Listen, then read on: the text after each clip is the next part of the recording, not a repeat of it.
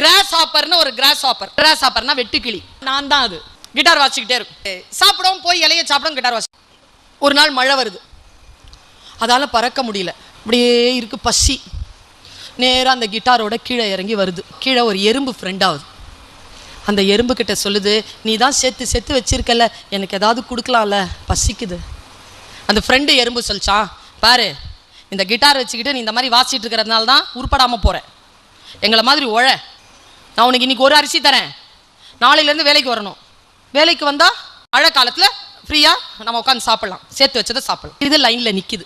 கதை முடியுது. உழைத்து சாப்பிட எறும்பிடம் இருந்து கற்றுக்கொண்டது கிராஸ் ஹாப்பர். நான் அங்கேருந்து ஆரம்பிக்கிறேன் பர்வீன் சுல்தானா என் கதையை. நான் தான் கிராஸ் ஹாப்பர். நான் யோசிக்கிறேன், க்யூவில் கட்டி போய்கிட்டே இருக்கிறேன், 10 அரிசி சம்பாதிக்கிறேன். மனசுக்குள்ள ஒரு எண்ணம்ப்பா, நான் ஏன் எறும்போடு நின்று இப்படி லைன் கட்டிட்டு போயிட்டு இருக்கிறேன்? அப்போ நான் எறும்பாக தானே பிறந்திருக்கணும். நான் ஏன் கிராஸ் ஹாப்பராக பிறந்தேன்? கிட்டார் வாசிக்க தெரிஞ்ச கிராஸ் ஹாப்பர்னா, கிட்டார் வாசிச்சா எனக்கு அவ்வளோ சந்தோஷம்.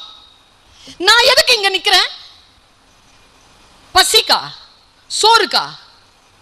நோ. நேரா என் ஃப்ரெண்டை கூப்பிட்றேன், வா இன்னும் வேலைக்கு போலியா, மரியாதையா என் கிட்டாரை கொடு. எதுக்கு? நான் போகிறேன்.